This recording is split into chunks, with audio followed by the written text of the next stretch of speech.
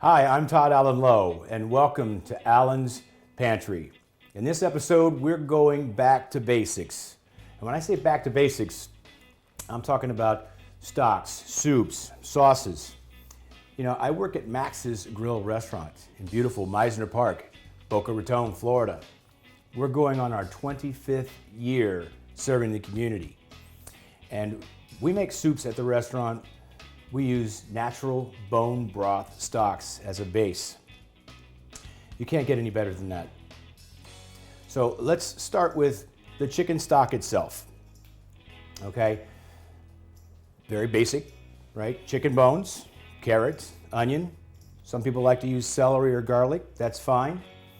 And clean drinking water. Now, when I say clean drinking water, if the tap water that you have come out of your faucet at home is displeasurable to your mouth, I wouldn't use it to cook with, okay? A nice clean drinking water. The key to a really good chicken stock is first rinsing the chicken bones. Then you want to cover those bones in a pot with the clean drinking water and bring it up to a simmer before you add any other ingredients. Once we come to that first simmer, okay, we're going to want to skim the fat and the impurities that are going to rise to the top of that stock.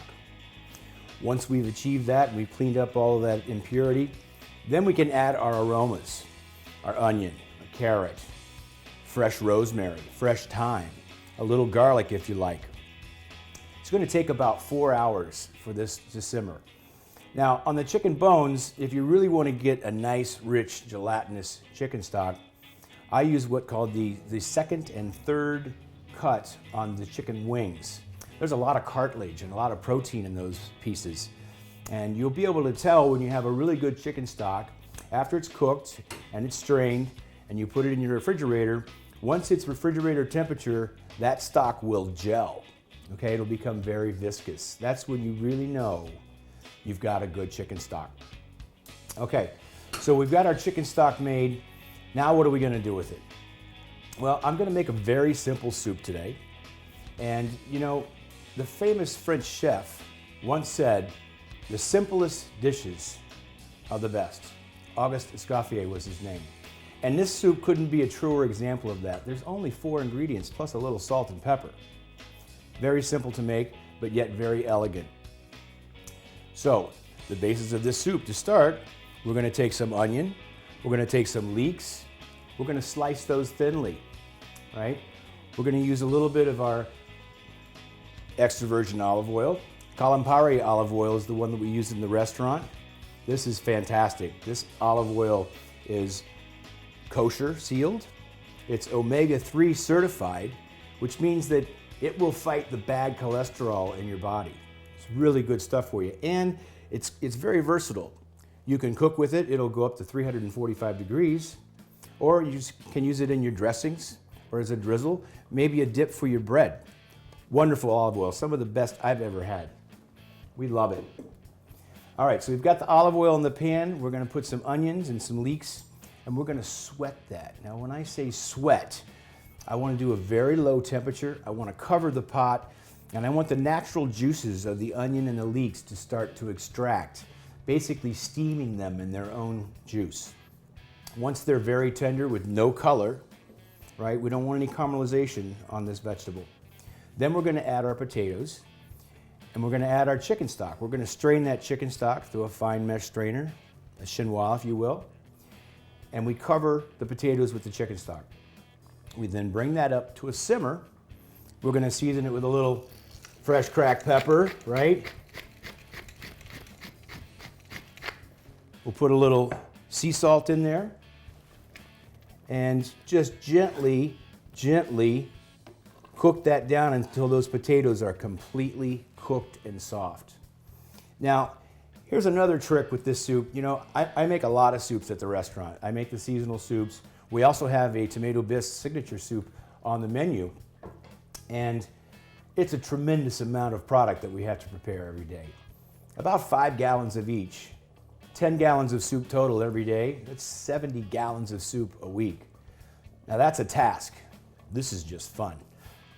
So the trick that I'm going to tell you about this potato leek soup is to get that right consistency. You want that creamy, velvety consistency, although it will be dairy-free and gluten-free.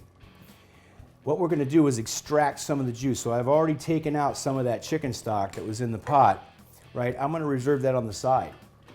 The reason for this is that when I go ahead and puree this soup in the blender, if I've got too much stock and it didn't reduce down enough, the soup is going to be too watery. We don't want that. So if it's the opposite and you've cooked it a little too long and more of the juice has evaporated, that's okay, because if it's too thick, you've got some extra stock to thin it down. If it's too thin, we're going to talk about a whole nother problem. We're going to have to start over and put it back on the stove and either put some more potatoes in it or something to give it more body. So it's always best to extract a little bit of that stock. Put it on the side before you put your soup in the blender. Okay, so we're going to go ahead and turn this off. This is cooked for about 45 minutes now. Everything's really super tender, right? So we're going to go ahead and put it in the blender. We want to get it nice and velvety smooth, and this will do the trick. Very, very hot liquid, so you want to make sure don't overfill your blender. Go no more than 2/3 of the way up in your blender, because this hot liquid is going to want to pulp up out of the blender, and that hot liquid can be painful. Okay, so we're going to go ahead and set that on the blender, and I always take a dry towel and put it over the top of the blender, just in case. Okay, here we go.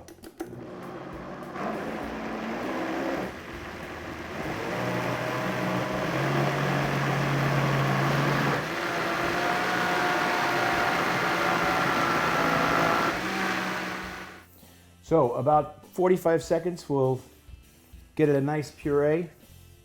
All right, let's see what we've got. And you'll see that the soup is a little too thick. I want it to be a little bit thinner than that. But we've already planned on that contingency. So what we're going to do is take some of this reserved stock that we put aside. And this is just a perfect example of how you need to really think about the end result of your product and the type of consistency you're looking for. Right? That's much better. Now, if it were too thin, I'd have to put it back in the pot and go back to square one. So we've done our good job today. All right. So yeah, at the restaurant, Max's Grill, we're very big on using bone broths as the base of our soup. It's healthy. It is a trend now, and there's no substitute for a real stock. I know that there's store-bought items, prepared items that you can get, shelf-stable, but they're just not the real thing. And the reason you can tell that is if you were to take one of those prepared chicken stocks that you buy on the shelf, do the same thing, put it in a container in your refrigerator, that stock will never gel. It will never become gelatinous. This is the real deal. Okay, so we're going to pour this into the bowl. We're going to get it ready for serving. I want you guys to get a good look at this. So I'm going to move these herbs out of the way. You know, fresh herbs lend so much flavor to your stock, to your sauces, to your soups. There's just no substitute for it. All right, so we're going to go ahead and bowl up this soup. Beautiful potato leek soup. Creamy, rich, velvety. But again, it's gluten-free, it's dairy-free, it's made with a natural bone broth stock, which is very healthy, and it's delicious. But here's the thing. It's just a puree, right? It's just a plain pureed soup. How can we take this up to another level, right? Make it into something really extravagant. I got it. Here's what we're going to do. We're going to take some applewood bacon that we cooked off and chopped up, right? We're going to throw some of that on top of the soup, okay? Then we're going to take some grated sharp white cheddar cheese, right? Put that on top. Then we're going to take a little dollop of sour cream, right? Put that right on top. And finish it with some fresh chopped scallions. Now you've taken just a plain, average, pureed soup. Now you've got loaded baked potato soup. How easy is that? Taking it up to a whole new level. It's absolutely delicious. We make this at the restaurant probably at least once every 2 weeks. We try to rotate our soups and change them up as often as possible, but we do have a lot of regular clientele that will actually request, hey, when are you making that Baja chicken tortilla soup again? I want to come for lunch when you're making that again. And you know, we've really garnered a big following of local guests that come into our restaurant a lot. They love our food because it's all natural, right? We make everything from scratch. Everything in the kitchen for the menu is made from scratch. So it's a lot of chopping, a lot of dicing, a lot of pureeing, a lot of cooking of vegetables, cleaning of vegetables. It's just, you can taste the quality. When you order something off the menu, you can really taste that it's made from scratch. And that's why they keep coming back. You know, we've been celebrating our 25th year anniversary this year, and we're really, really pleased that the community has taken us in and supported us so well over the years. The volume of the restaurant it's probably the busiest freestanding restaurant I've ever worked in. It's a 200-seat restaurant, and it's not uncommon for us to do 1,000 covers in a day. So that's a lot of vegetables to chop and clean every day, I can tell you that. But it's a modern American bistro. We've got some beautiful items on the menu. We've got a flat iron steak that everyone loves. We've also got a lot of seafood on the menu. Salmon is one of the biggest sellers. Mahi-mahi sells very, very well. We also have a special fish of the day every day. We also have a special sheet that we put up every day. We can have as many as 5 to 7 specials a day. Small plates, appetizers, oysters on the half shell, stone crab. It's just a great selection. A lot of variety on the menu. Something for everybody, you know, a little something for everybody. Now, let's go back and talk a little bit more about this olive oil that we use at the restaurant, the Pantry olive oil. This stuff is absolutely wonderful. You'll see here, this is the groves of trees that grow the olives. The family that makes this olive oil, they own this land on the island of Crete. And they process the olives, they package the olive oil, and they ship it over here to the United States. And we use this olive oil in the restaurant. It's absolutely wonderful. It's got a fruity flavor, very low acidity, 0.005 or lower acidity. That means that it's a superior olive oil. It's fantastic stuff. Hi, I'm Chef Molly Bravo. Make sure you check out my new season of Organicopia, the total organic experience, only here on Foodie TV.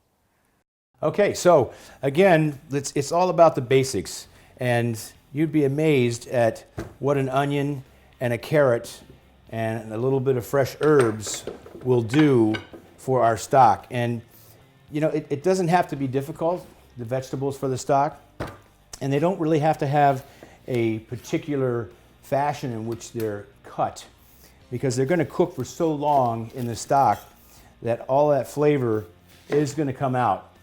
You're talking about a 4-hour cooking process. Now, the carrot, I'm not even going to peel this. Of course, I'm going to wash it though. Let's give it a little wash with cold water. Okay, so the skin of the carrot has a lot of nutrients as well. So we're going to go ahead and leave that on. However, the skin of the onion, that we definitely want to remove that before we put it in our chicken stock. We'll add a little bit of bitterness. So we're just going to take that first layer of skin off of the onion, discard that. Okay, and again, the cut doesn't have to be any particular fashion other than being a 4-hour cooking time. We don't want to cut the pieces in too large, right? We want to get all that extracted flavor from the mirepoix. Mirepoix is a French term that simply means carrots, onions, celery. In this particular instance, I'm not using celery. I prefer not to put celery in my chicken stock. Number one, I want the chicken stock to be as clear as possible, almost like a consommé, if you will. So that celery will tend to get a little green hue to the stock. There are times when we make basically a consommé as our seasonal soup of the day. And for a consommé, it's a clarified stock. You can almost achieve consommé quality stock. So you want to make sure when you're cooking your chicken stock, it should be a very light simmer, just barely bubbling along. Okay, you never ever want it to boil. What'll happen is if it comes up to a rapid boil, the stock is going to start to become milky and cloudy. You don't want that. We're even going to go as far as perhaps straining this not only through a fine mesh chinois, but using some cheesecloth as well. Especially if you're going to serve a clear soup, clear broth soup, unlike this, you want that broth to be crystal clear so you can see the pieces of chicken, the vegetables, how the vegetables are cut in the soup. It's very important. And of course, you got to make sure it's seasoned. Salt and pepper, can't go without it. All right, so I have to tell this story because I'm getting a lot of my friends and my family and my coworkers are asking me, they say, why Alan's Pantry? Because, we've watched your show, we love the show, congratulations, thank you all very much. But the overwhelming question I get from so many people is, why Alan's Pantry? Because we know you as Todd. Okay, even though my middle name is Alan, there is a little backstory to it. You see, years ago, I moved to San Francisco, California. I was a young cook, and I was looking for that culinary mecca, to really absorb myself in the culinary arts in the town of San Francisco, California. So I found a French restaurant, a very famous French restaurant. It was actually a 37-year consecutive mobile 5-star guide rated restaurant. And I walked in the back door, and I asked for the chef. And the chef came out, and I asked him if he had any positions open. I just moved here from Colorado. I'm looking for work. And of course, I got the standard, here's our application. Go ahead and fill it out. If we have anything open up, we'll give you a call. Of course, I did this about 7 times in the same day with 7 different restaurants. But lo and behold, the very next day, the French restaurant, the chef, he calls me back. He says, I've got an opening for you. This is what the job is. Would you be interested? I said, absolutely. When can I start? He says, can you start tomorrow? What time? I'm there. It's perfect. So I show up the next day, and I come to meet the chef, and he says, we have a little bit of a problem. I said, what's the problem? He says, well, we already have a Todd working here, so you're going to need to change your name because I can't have 2 Todds in the kitchen. Do you have a nickname, something else you go by? And I said to him, well, my middle name is Alan. And he says in his very thick French accent, that's it, you are Alan. Okay, I am Alan. So he puts me in the garde manger station, also known as the pantry, and he trains me on the menu, all the dressings, the salads, how the station works.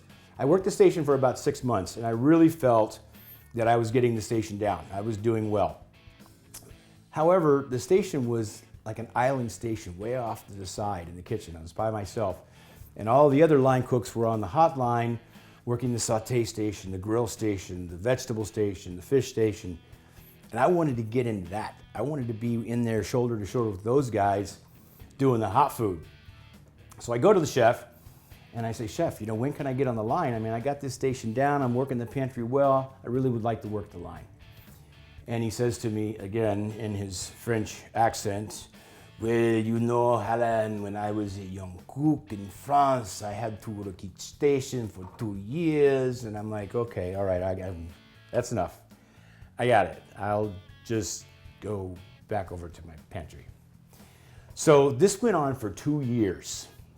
And the guys on the line, you know, we were a really tight-knit group. We hung out together, we worked together, we played together, and there was a running joke in the kitchen, and you know, they would wait till a bit busy Saturday night. And of course, I would get hit first because I'm on the cold station, all the salads, the cold appetizers, and I got tickets across the board like this, and I'm putting food up, and the guys on the hotline are just kind of standing back watching me, and they would yell over to me, "Hey, Alan, you're going to be in the pantry for the rest of your life." So here I am in Alan's pantry for the rest of my life. Thank you very much, guys. You got your wish. Are you happy? So that's the story of why I call it Alan's Pantry. You know, I was known as Alan for almost 3 years, but the name didn't stick. Once I left the restaurant, I went back to my first name, which is Todd. So now I'm at Max's Grill in Boca Raton, Florida, and we absolutely love our restaurant. It's just, it's so nice to have pride in the fact that you know everything is made from scratch. And you can taste that in every dish. The integrity is just fantastic. We bring in fresh fish every day.